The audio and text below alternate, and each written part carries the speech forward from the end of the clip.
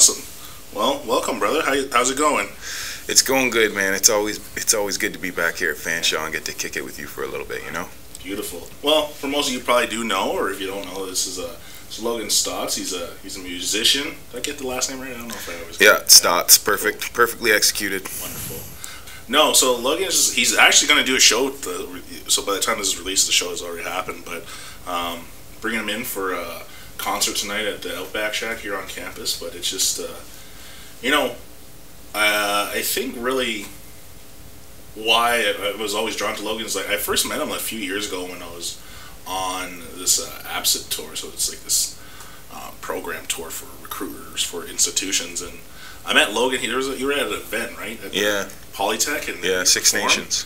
And I was like, man, this guy can sing. Like he like, I have like no like musical talent whatsoever, but like when you hear someone, like I always judge it on like, do like hair stand up on your like, you feel it, right? You get that kind of like that weird effect where you're like, oh god damn, right?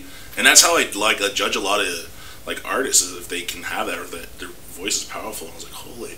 And then right after I was like, man, I don't know who this guy is. But then you started walking around and you started asking people like, oh, if I'm ever looking, like I'm always looking to do shows and stuff. And then I took you up on your offer, right? We brought you out the one time, then brought you out again, and so this is I think the third or fourth time we've had you. But it's just, so I got to kind of see you like from the beginning of like, not so much your beginning, I think it was like maybe the beginning of your solo career, right? Yeah. But then recently you were on a show on CTV, correct? Yep, correct. The launch, and it was really like a cool experience to kind of see, because I remember we'd have all these chats about talking about like, oh man, like, and I just always remember saying like, man, you got it. Like, I'm like, I got no way of getting you on, but like someone's gonna. And I said I used to say like, just one day someone's gonna get you on, and like then they'll see, right? And so watching the launch was like, it was like a really sweet experience, because like it's like I knew you, and it was like really emotional too. Like I didn't like cry or anything, but I was just like so happy for you. I was like, oh man, this is like amazing. It's like people are gonna get to see it, right? Because I remember we'd have you at events too, and like people like, you would just like walk by, right? Even where you perform, people would stop, right? Because you have like this powerful voice in you, and so it's just really cool. So I guess kind of going from there is like, so what's like life been since launch? Or it's been a whirlwind, man. It's definitely had its ups, definitely had its downs, where things like were crazy, and but it's put me in a position where I'm able to be a role model. I'm able to use my music as more of a healing force, and I'm able to connect with a lot more people on a whole different level, so it's been a blessing, man. It's been a blessing, and something that I'm just so excited to be a part of, and yeah, man, a landslide at times though. Yeah, for sure. Where did it all start? What was kind of like your upbringing, I guess, or let's get us to the beginning. So I guess we'll start just my childhood. As you know, like I'm First Nations, Mohawk, Haudenosaunee. But when I was growing up, I wasn't really too in touch with my culture, or wasn't really too hands-on. Both of my grandparents attended residential school. So my grandfather and my grandmother were very terrified and had this kind of fear in them about even talking about, their culture. So growing up, it just wasn't part of my life, And I went to school in town and on an urban setting. I went to school in Brantford, not on Six Nations. So when I went to school in the city, I still had long hair, brown eyes, and dark skin. So I was still, to the urban students, the native guy.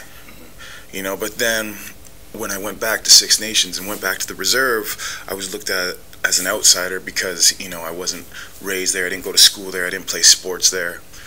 So to me, as a young man, it was kind of like I was searching for the sense of belonging. I didn't really know where I fit in. I didn't really know where I was supposed to be. So that being said, I was kind of a lonely cat. And music was just this way for me to kind of tap into happiness. And then it turned into a way for me to tap into my culture. So it was really, I say this all the time, when music's all you have, it sounds like this. And I say that because there was a point in my life where it was really all I had. And then just going from there, you caught me when I was in the grind stage, and I was just playing anywhere to be heard, and like you said, I walked around to each one of those tables getting a card, asking these people for gigs, because at the time I just wanted to be playing music, and I just wanted to be surviving playing music, and back then I wasn't making a lot of money, so it was almost like sometimes I had to play 4 or 5 times a week just to make ends meet, and then after just grinding it out and kind of slowly working my way up the staircase of the music industry, I was approached by the launch, and basically the PR people from the launch called me and they're like, yo, we want you to do this show. And I'd seen American Idol, I've seen The Voice, so I was a little bit hesitant. I was kind of like, I don't know if this is really for me, I don't know if any of these other reality TV shows, like if there's been any longevity in any of these people's careers, so I was really, really hesitant, did my homework, and then I realized that it's kind of a different way to do one of these shows. They're reaching out to people who've already grinded out, who have already kind of done their thing, and who are real artists, so I decided to jump in with both feet after a little bit of hesitation. And I'm glad that I did, man, because, if you've seen the episode, I was able to win the episode, and it changed my life. Yeah. What was that first week like after that episode aired? Because that's when, like, it kind of blew up, right? It's episode aired, and it was basically the next morning, right? It was, like, #1 song in the Canadian charts, right? Yeah. Yeah, so, like, I remember I knew that I had won the episode, and I had to keep this completely under wraps. I couldn't tell my mom. I couldn't tell my family. Well, definitely can't tell them. Because how our families can be, right? Next thing you know, the whole res knows, right? Exactly. So, I actually secluded myself. I lived in outside of Six Nations for a little while, and then I had my whole family come together at this club to watch the episode. We watched the episode, everyone found out I won, and then I was literally driving back to Toronto because I had like a whole bunch of interviews with CTV, Bell Media, all the mainstream people the next day, and I was sitting in the car, and I got a text from Scott Burchett, and he's like, yo man, the episode just aired, you went #1 already. Yeah. So it was a pretty quick thing that happened, and then the next day it was like, just like, I've done interviews and I've done TV a little bit. I've done the whole APTN thing and worked on some shows and stuff. But it was a whole different level for me, man. It was a whole different level of just, big time. Yeah, attention, and production, and it was just kind of taking a whole nother step. Did anyone have like a hint of like what happened? Like, was there like little hints of like, we think you won that week, right? Was there anything like that, or were you? There was. It was like. So, all right. So when did you tape? Because what was the timeline from taping, and then you went in to like it aired? So basically, it took a week to tape, and then I was sitting in limbo. I couldn't say anything to anybody for about 3 months. Oh man, that's a long time. Yeah, it was a long time, and my partner knew, but other than that, I just didn't, there was like $1 million clause on the line if anyone had found out, right? And there was serious money on the line if it happened to leak, so I was just extremely paranoid about it all. And I was out, I wouldn't go into Brantford because I know how I am, I was excited about it. I wanted to let people know. I wanted to shout it off the rooftops, but I was just no, I'm not even gonna go to Brantford. I'm not even going to go to Six Nations right now. I'm just going to stay outside. And I actually lived in Grimsby at this farm for the time being until everything kind of dropped. So what was that time like for that 3 months? How was it? What were some thoughts that were going through your head during that time? Was it was it lonely time? I'm guessing a little bit, or throughout the music industry, you're always so busy and you're always so in front of the public and in front of your fans and working hand in hand with so many different people and organizations. So sometimes I find it really, really important and really crucial to take that time away, and work on yourself. Because the music industry is not always a happy and lovely place. So anytime that I just feel the need to take a step back and kind of reconnect, or just reconnect with myself, I always cherish that time. Did you do some writing during that time and stuff? Or are you always writing? Yeah, writing for me is like breathing. Yeah. So whenever I can get a moment to just kind of pick up the pen and the paper and my guitar, and kind of vent, then I do that. And that's just a healing thing for me, and something that I need to do to survive. No, it was a really crazy time to just see it, and probably not much sleep during that time, right? Too? Yeah, definitely not a lot of sleep. And I was like, before the show, since I knew I was going to be on TV and stuff, I was like on this really kind of crazy, strict training regimen, right? Where I was training, and I was trying to get like, as beautiful as I could for the show, and I was trying to get like everything sorted internally and everything. So once the show aired and was on TV, I was like, oh man, I can like finally eat a cheeseburger again. Yeah. So it was just like, you can't have that Burger Barn gut. No, man. And you know television. what Burger Barn's all about, man. Like it gets hard. Yeah. No, it's really cool, and just like so just kind of going back, like, what were some kind of influences for you growing up?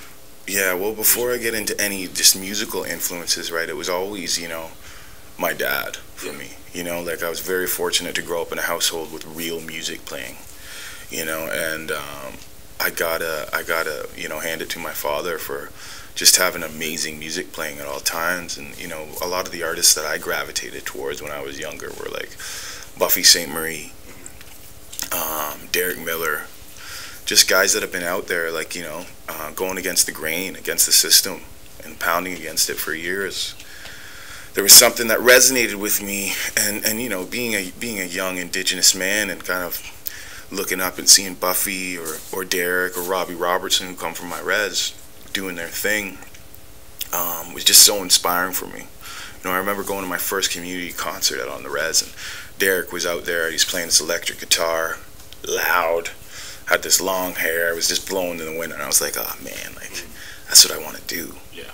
I want to be like that guy, so definitely like, Buffy St. Marie, Derek Miller, Robbie Robertson, I really love Bob Dylan and Leonard Cohen, just guys that are really kind of wordsmiths and poets, are the artists that I really gravitate towards. No, after that kind of first week and all like the bright lights and all the interviews and stuff, where was that kind of your mindset of going forward in that, where you're kind of like, so so now you're signed to Big Machine, is that the name of it? Scott's Big Machine, Big Machine. And they have like a lot of big names under that thing, right? Yeah. Now, is Big Machine predominantly, are they a country label, or are they everything label? So they're everything from like, Florida Georgia Line to Taylor Swift. Yeah. So they got artists from all spectrums. They got like a whole kind of rock section. They got a whole like almost punk rock kind of section too. Yeah. And then they do their whole pop thing with like mainstream pop artists like Taylor. Yeah. And then they're based in Nashville. Yeah. Right. So a lot of their artists, a lot of their writers, the main body of their roster is from Nashville. Now I remember following you just because you were just so busy, so there's not too much of a contact. But I was like following you through your social media, and so you went to Nashville after it, kind of, right? Like for a little bit. Yeah. So once I won the show, it was like, okay, so now we need to kind of find the right song for you to follow up in mainstream media, right? So I connected with just like some amazing writers from Nashville. I got to live down there for a month and a half and really kind of experience, the town of the city of music. Now, what is that like Nashville experience like? Oh man, so Nashville to me, like I've been all over the world. I've been across the ocean. I've been, in just different parts everywhere. But to me, Nashville was just like, it was my spot, man. I was like, man, this is where I'm supposed to be. And everything from the music and the culture and the writing and the food, it was just unbelievable, man. Tell me about that food. I always, I watch those shows like Bourdain's show, and they're in like Nashville. I was in Nashville when I was a kid, right? Like I think one of my parents went to the Grand Ole Opry and all that sort of stuff. But I want to go there now as like an adult because it just looks like this. It's a sweet nightlife, right? You got the country bars all down there, right? You never know who's gonna drop in, right? Yeah, yeah. But then like their food, like man, they know how to cook down south, you know. Yeah, that was my favorite part. Yeah. You know, but also the most dangerous part for me. Yeah. You know, because I was just like 3 restaurants a day, man. Like Yeah. 3 different kinds of barbecue a day. It was unbelievable. I came back and it took me like 2 months in the gym to recover from Nashville.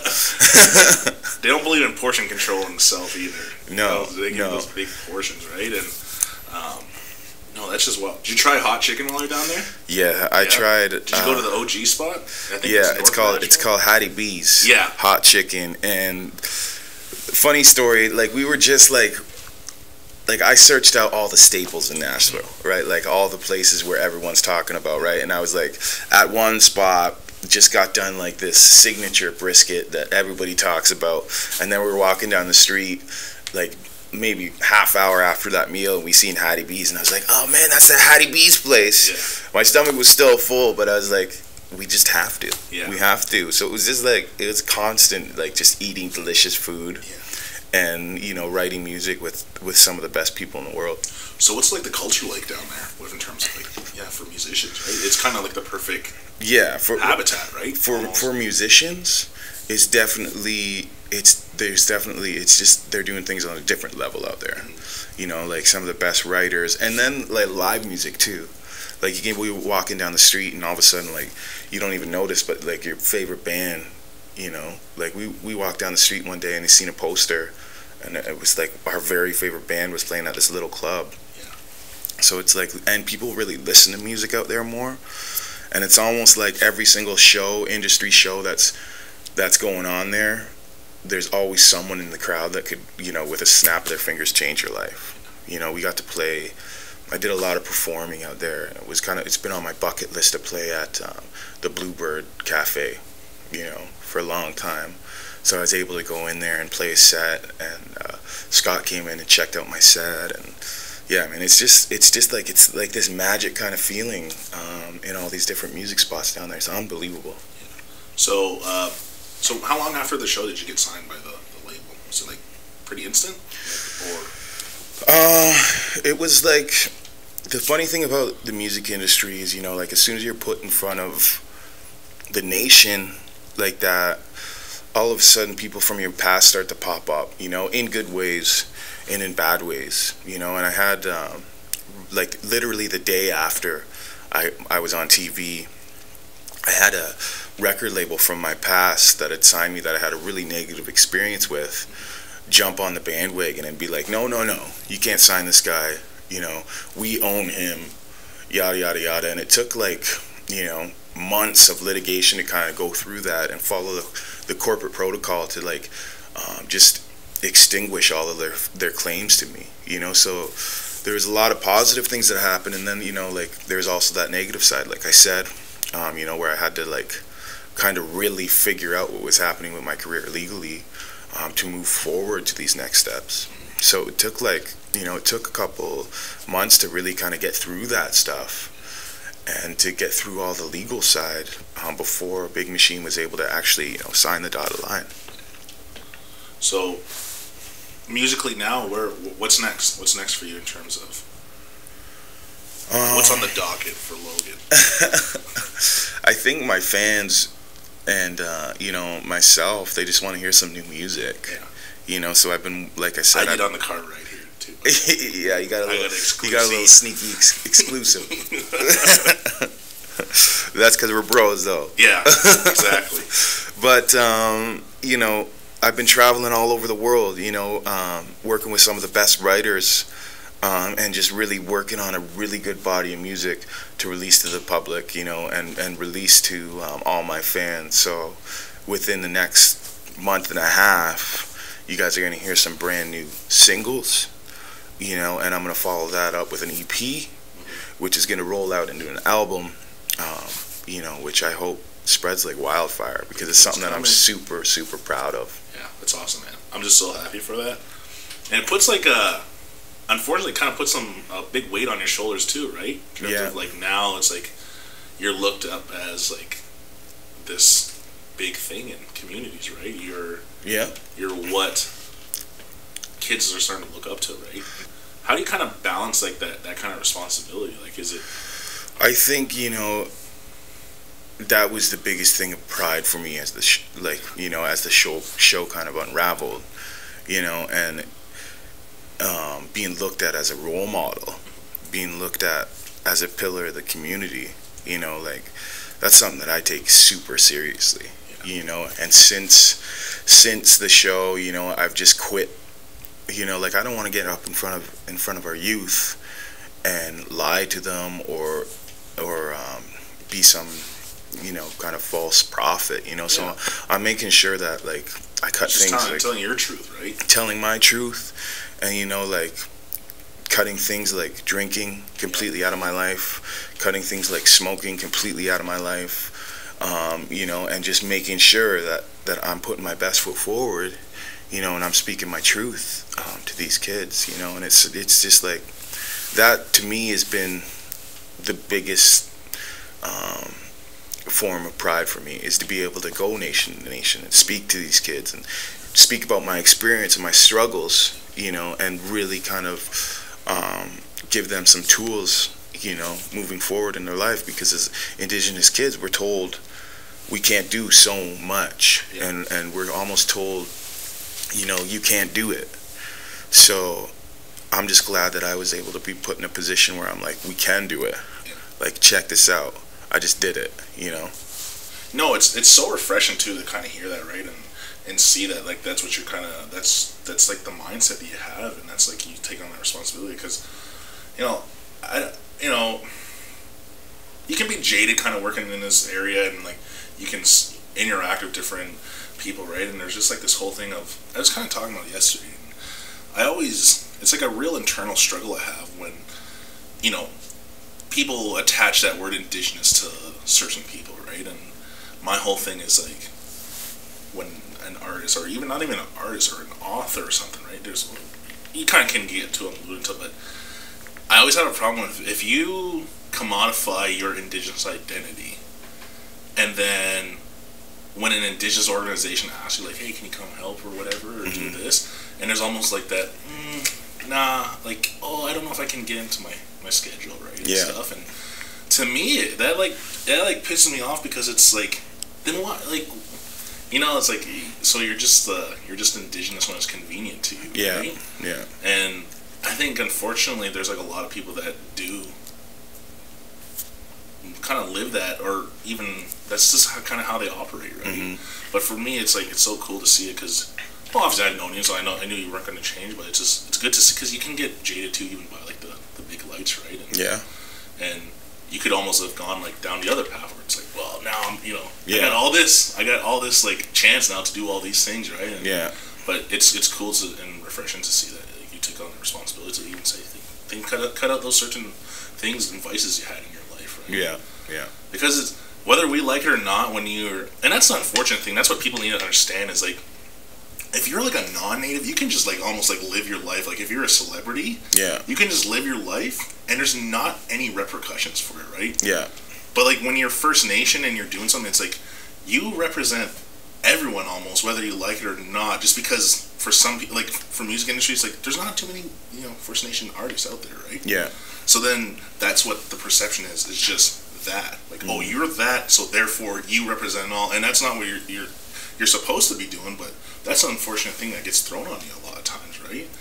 And even for me in my role, it's like, I gotta think, I'm very cautious of things that I'm doing, right? Because you represent your community at times, right? And there's always eyes on you, and there's always judgment on you, and so you always just kind of want to make sure, like, it's an unfortunate thing to kind of have to take on sometimes, right? Where you're just like, oh man, but hey, at the end, that's just kind of the hat that we've been thrown, right? Like, it is what it is. And I think one day, that's what I always kind of think of, like, one day, like, I want my kids' futures that they can be mediocre and it's okay, right? But when you're First Nation and stuff, you have to like stand out all the time. My dad, that's like one thing my dad always taught me. He's like, whatever you're doing in life, he's like, you gotta work harder than everyone because you gotta be better than everyone at what you're doing, because people are always gonna say that you're not. Yeah. You're not supposed to be there. You're not like my dad. He was like he's an iron worker and for 45 years, and he was like a foreman at age 25. And he had a lot of guys, and this is a good time when there is no person of color. Yeah. You know, being in roles like that, even like a foreman. Yeah. No job site. Yeah. And he's like, I had to know everything because I had people always telling me that like doubted me, right? Yeah. So he had to know what he was doing, and I think just for me, that's just kind of like a good lesson or a good teaching in life is like, hey, like, unfortunately, sometimes we gotta do, like, we gotta work harder a little. Yeah, yeah, you know, and it's been like that. It's been like that for a long time, you know, and I think finally, you know, slowly but surely, we're getting to this point, you know, at least in Canada, you know, where things are starting to change a little bit, you know, and I think that people like me and people like you know, working together with non-Indigenous folk, and seeing that whole thing kind of happen socially in Canada right now is super important, and it's just something that I've really been noticing happen, you know, but it was, you know, a long time of us kind of having to prove ourselves and kind of have to work through the trauma of our ancestors and stuff, you know. And there's something about arts. The arts is like Indigenous. We're drawn to it, right? Yeah. Like I don't know. There's something that, you know, it's in, you know, it's that blood memory. But like, there's like, you even look at some of the greatest musicians. They got lineage, right? To like, like Hendrix, you know, Link Ray. Yeah. You know, like there's so many musicians right now. Robbie Robertson. There's a great documentary on it called Rumble right now, and it talks all about the Indigenous twist on music and how we've kind of helped build music. And it's just, I watched it and it was something that was so inspiring for me, because, and I think it's just, it goes back to, you know, that power that's inside of our blood, you know, and that's been there since the beginning of time, you know, and yeah, it's just great to be even just like a tiny little part of that, you know. And and it's even not, it even extends to just like even anything. So I had we taped a episode yesterday with my cousin. He's a filmmaker out there, but I remember even before Carla Robinson, I was talking to her, and she's like she used to be a former anchor on CBC News, and she said there was these two videographers that worked for CBC News, and they were both First Nation, and she said the shots they would do, like, she had to like fight over, because everyone, like even the top like anchors and reporters for CBC News always wanted those two guys to do their stuff. Yeah. Because there's something about, like, you know, they took pride in their craft. Yeah. And what they did, you know. It was probably like a struggle, and that's what I mean, like to when, you know, young people are listening, like it's a struggle to get to the point where you feel like established or somewhat established. Yeah. But once you get there, it's like, it's that idea, like kind of like that message my dad said, like that hard work, it's gonna pay off because you will stand out. Yeah. And it's kind of like those two guys, like it stood out where like the top CBC things are like, yeah, we want them to shoot our shot. They know how to shoot our shot. They know how to get us in the best light. They, you know, there's like that artistic thing with it.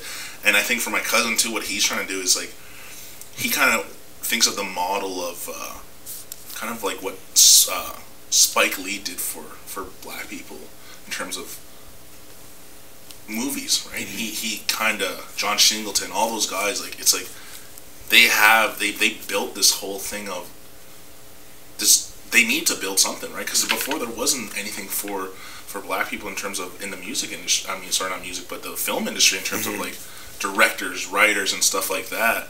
And for Colin, he's like, that's what I want. Like, I want that idea of like building up that writers, directors, because he's a former actor, and he's like, actors are actors, right? He's a craftsman. That's what we need, right? We need more stuff like that. Like his whole thing is like, I want to do like what Spike Lee did for the black community, right? It's like, I want that. Like, I want native stories being written by native people, directors, and all that sorts of stuff.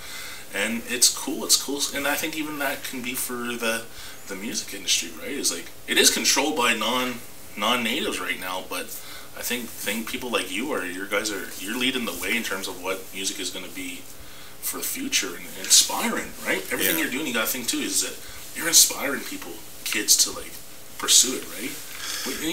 Growing up, we didn't really have, when I was a kid, we didn't see any, people, like even Buffy Sainte-Marie, like she still wasn't on a lot of mainstream. She is mainstream, but still, like there is like that thing where it's like you have to really seek it out, right?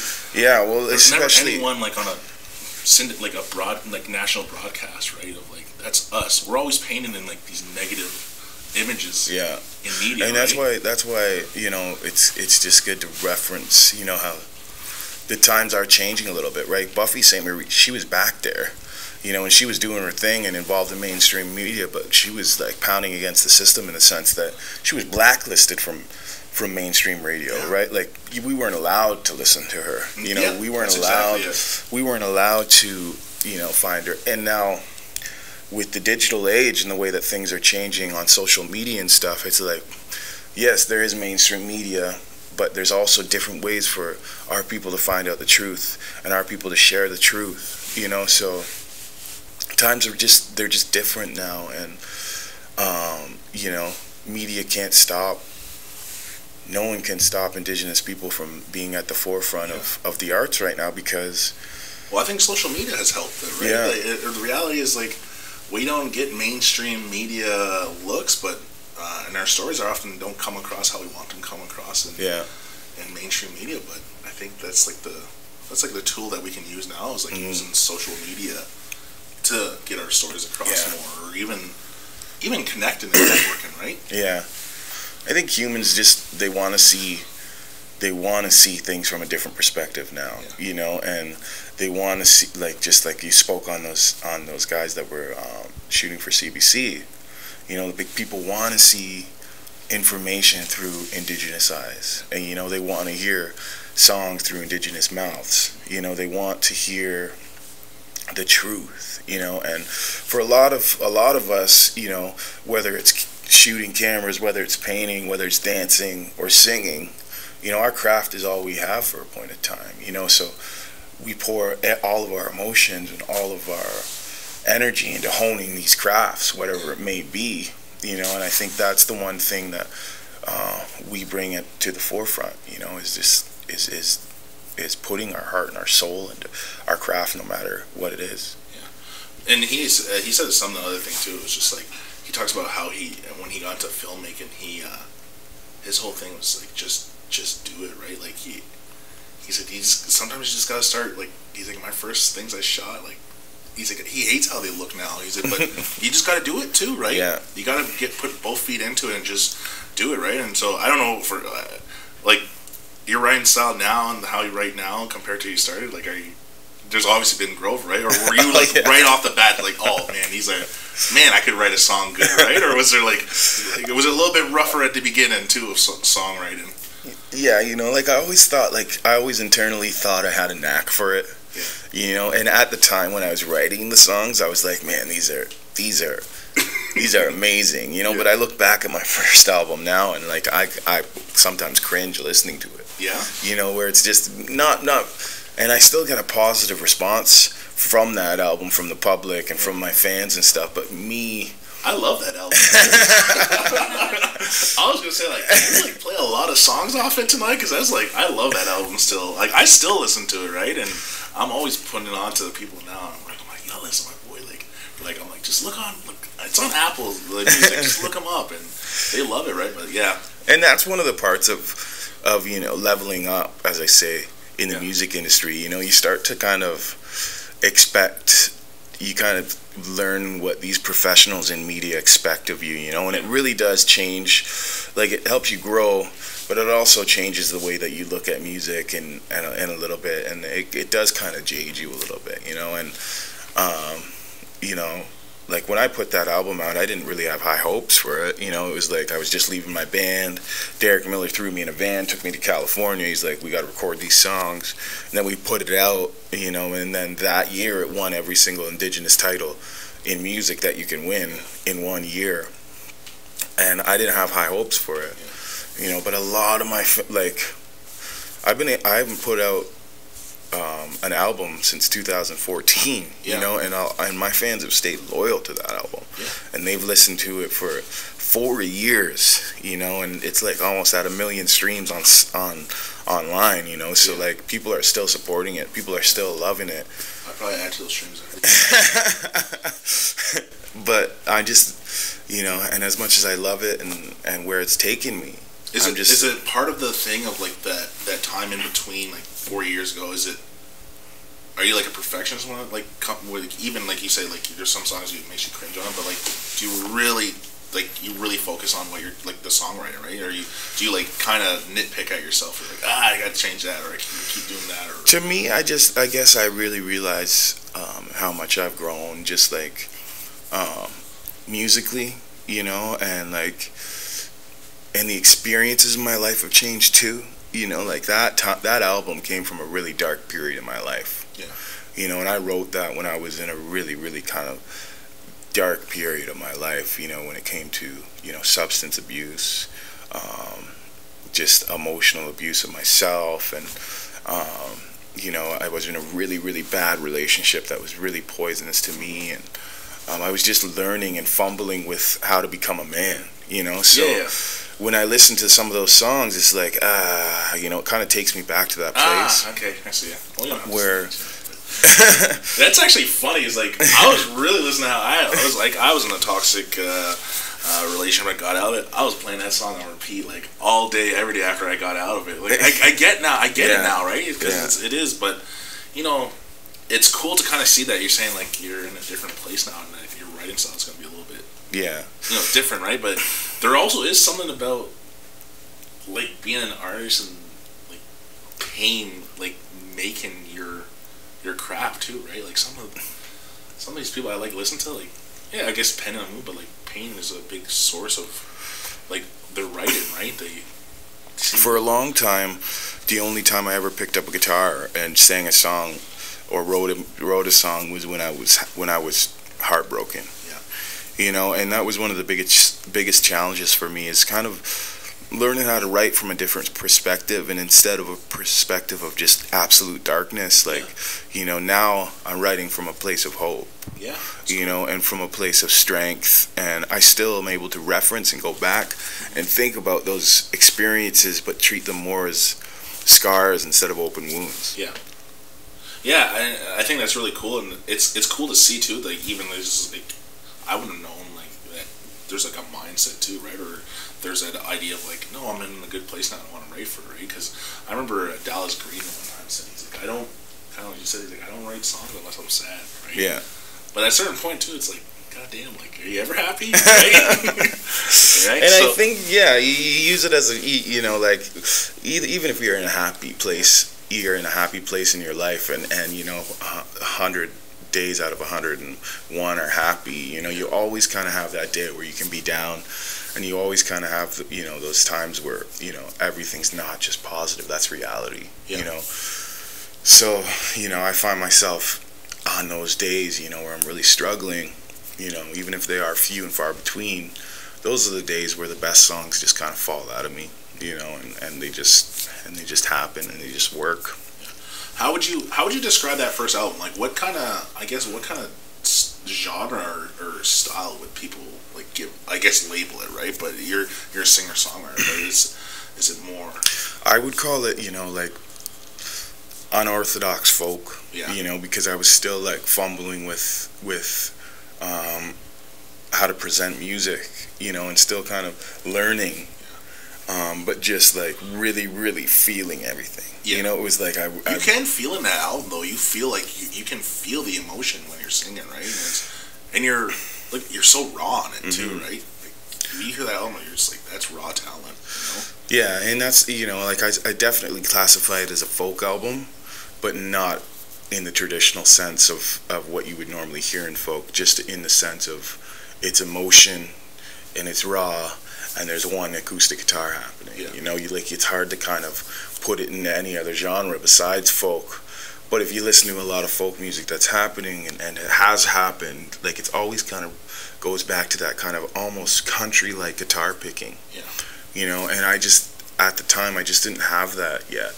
You know, so it was like just like almost very ballady, you know, and it was just like this hunger to get these songs out and to heal through singing them and performing them and writing them, you know, and it was something that I did for myself mainly, you know, that ended up just really, really jiving with people. Yeah.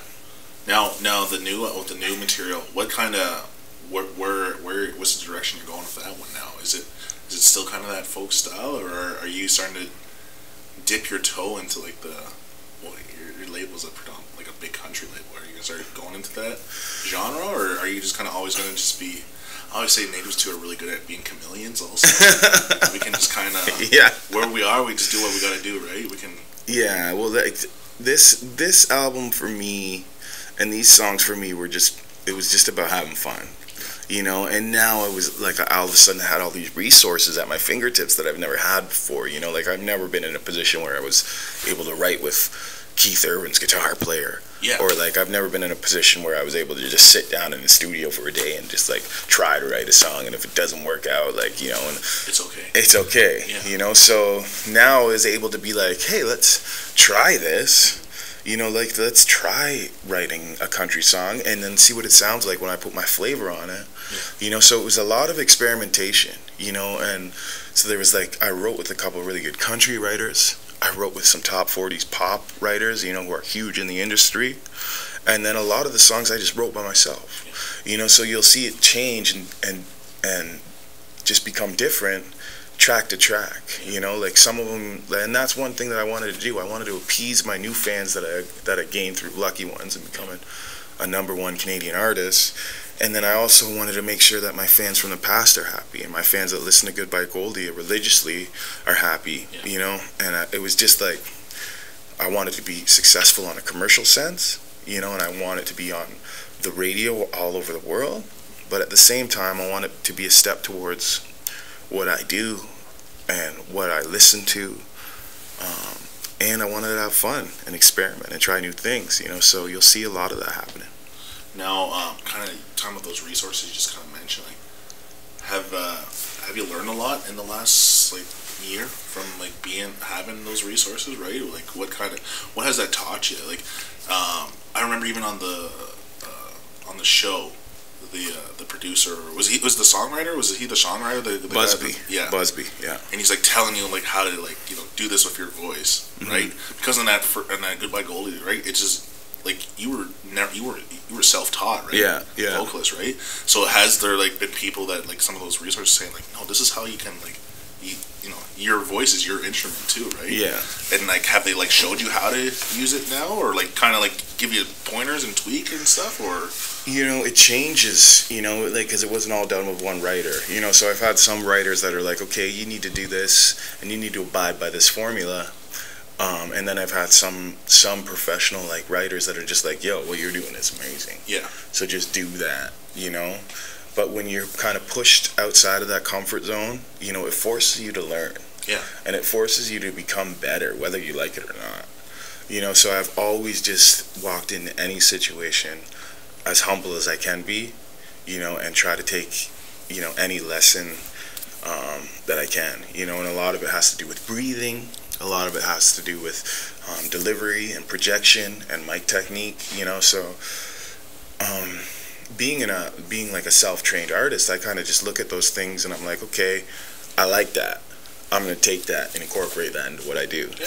And I like that. And I don't necessarily like that, but thanks. Yeah. You know, so I kind of leave it behind. But it's definitely made me a better singer, a better performer, and a better artist. That's like very holistic, indigenous identity, like, you know, like of you, right? It's kind of like even with me, like, or even like teachers in general. Like, there's like some I like, and I'm like, that fits with my morals and my ethics, right? That fits in there. So I'm like, I don't know if that's so much for me, but I think that's the beauty of like how I like how that that approach is to your music, right? It's like those are technically teachings, right? You're taking, it's like, I don't like how they have that mic set up, so I'm gonna set it up a little bit different. Yeah, you know? Like, that's cool. I really like that. It just really resonates with me. Also, you've been doing a lot of stuff with community, and what were you doing out in BC the last little while too? I seen you had the big caravan, right? Yeah, setting up and going all over, right? So what's? So I was out in BC, and I was just like promoting kindness and the importance of spreading kindness and working, firsthand. Like, not so much playing. I did one concert out there, but we did like a bunch of schools, and just, talking to kids and kind of seeing where they're at, because I see, you see a lot of people going into schools and doing their help talks and their motivation talks, but like I like to get in there and actually see, where the youth are at right now. Like what's happening with them and how can I address it and how can I build a game plan to really benefit them. So we were just out there working with a different organization called Live Different, and I was out there trying to do my best to kind of help them and help spread their message, but then also at the same time, like just kind of seeing what's going on and seeing how I can do that in different places on a different level. Yeah. What's the response been from communities? You've gone out doing a lot of community-based events and stuff, and what is kind of like the response from communities in terms of a lot of pride?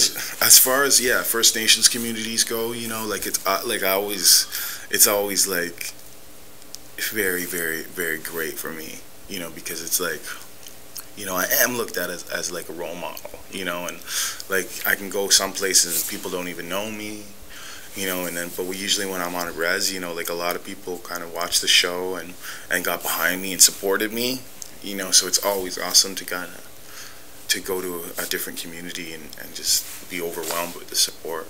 Like people have been really, really good to me, and really, really, really believed in me and really supported me. So it's almost something that makes me emotional every time I go to a community. Magic wand moment. Where do you want to go? Where do you want to end up? What's your big dream? I mean, you're kind of living your dream right now, but like, what's you kind of hit a certain point, or where else you want to go from there? I think like every day for me it becomes less about music, and it becomes more about just being able to be more of an ambassador for our people, and I understand that it comes, like I love writing music and I love performing music, but I really find most of my worth when I'm in a First Nations community and I'm able to help someone, and I think you'll see me kind of go down that route a lot more, and as my music career progresses.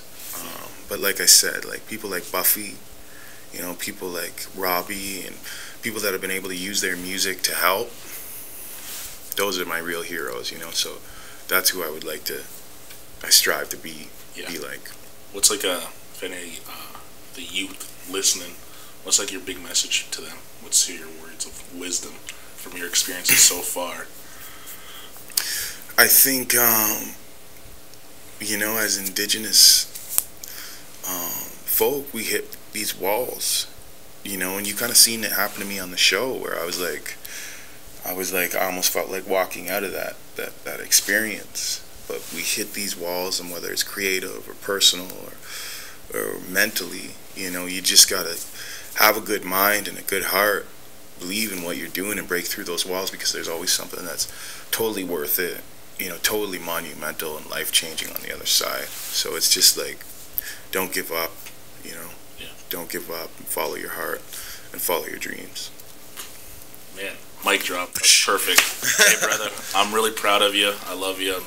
I'm just, words can't describe. I'm just so happy that like this is working out for you now, right? And kind of just like I said, like, man, just someone's gonna put you on, and when they do, people are gonna hear it. You're gonna shine. So I'm really proud of you, brother. Thanks, bro.